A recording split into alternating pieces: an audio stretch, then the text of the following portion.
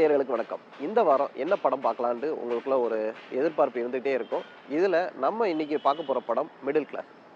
கிஷோர் முத்துராமலிங்கம் இயக்கத்தில முனிஷ்காந்த், விஜயலட்சுமி, குரேஷி உள்ளிட்ட பலர் நடிச்சிருக்கிறாங்க. இந்த படத்தோட கதை ரொம்ப சிம்பிள்ங்க.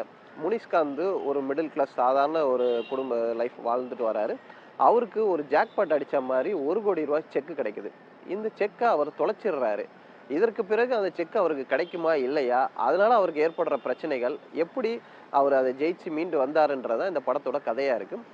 டைரக்டர் நல்லாவே ஒரு 2 ஹவர்ஸ்ல நமக்கு ஒரு என்டர்டெயின்மென்ட் காம்பேக்ட்டா குடுக்கணுன்றதுல தெளிவாவே இருந்திருக்காருன்னே சொல்லலாம்.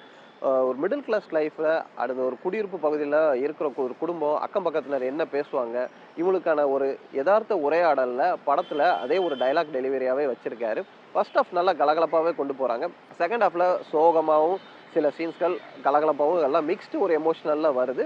இன்னும் 2, 3 சீன் அத தவிர்த்துக்கலாம். படம் 2 ஹவர்ஸ் கிறிஸ்பா இருந்தாலுமே, செகண்ட் ஹாஃப்ல சில போர்ஷன்ல அது ஒரு ரிப்பீட்டடாவே இருக்கு. அது நமக்கு ஒரு அலுப்பு தட்டுற மாரியே இருக்கு கொஞ்சம் சீன்ஸ். அது இந்த படத்துக்கு ஒரு மைனஸாவே பார்க்கப்படுகிறது. ஓவராலா ஒரு அளவு பார்க்குற மாரி தான் இருக்கு. 90கள்ல இந்த மறைந்த இயக்குனர் வி. சேகர்கள் படங்கள் வந்து இந்த நடுத்தர குடும்பத்து பிரச்சனைகளை மையப்படுத்தி வரும்.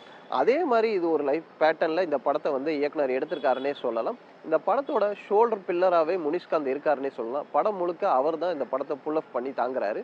அவருக்கும் குரேஷிக்குமான காமெடி சீன்ஸ்லாம் நெறையவே ஒர்க் அவுட் ஆயிருக்கு.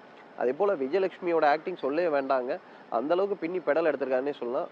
ஒரு மிடில் கிளாஸ் ஒய்ஃப் அந்த எமோஷனல் பாண்டிங், அவங்க கூட நடக்கிற நகைச்சுவை உரையாடல், கோவமா அவங்க பேசுறது, எல்லாமே ஒரு நார்மலா ஒரு பக்கத்து வீட்டு பொண்ணு எப்படி இருப்பாங்களோ, அந்த மாரி அவங்க வந்து இது பண்ணுங்க. நெறைய படங்கள் ஏன் அவங்க நடிக்கலையோன்ற ஒரு கேள்வியும் எழுந்திருக்கிறது.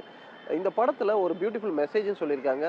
என்னன்னா, நமக்கு போதுமானத வைத்துக்கொண்டு பிறருக்கு உதவ வேண்டும்ன்றத ஒரு சின்ன ஒரு குட் நோட்டாவே இந்த படத்துல வந்து சொல்லி முடிச்சிருக்கிறாங்க. இது போக காளி வெங்கட்லாம் சில சீன்கள் வராப்ல. இருந்தாலும் படம் முழுக்க நமக்கு முனிஷ்காந்த் ஒரு கதையின் நாயகனாகவே தெரியிறாரு. பல படங்கள்ல அவருக்கு ஒரு கேரக்டர் இருந்தாலும், இந்த படம் அவர் ஒரு கேரியர்ல ஒரு மைல் ஸ்டோன்னே சொல்லலாம். மேலும் இன்னொரு திரை விமர்சன நிகழ்ச்சியில உங்களை சந்திக்கும் வரை உங்களிருந்து விடைபெறுவது உங்கள் ராஜா.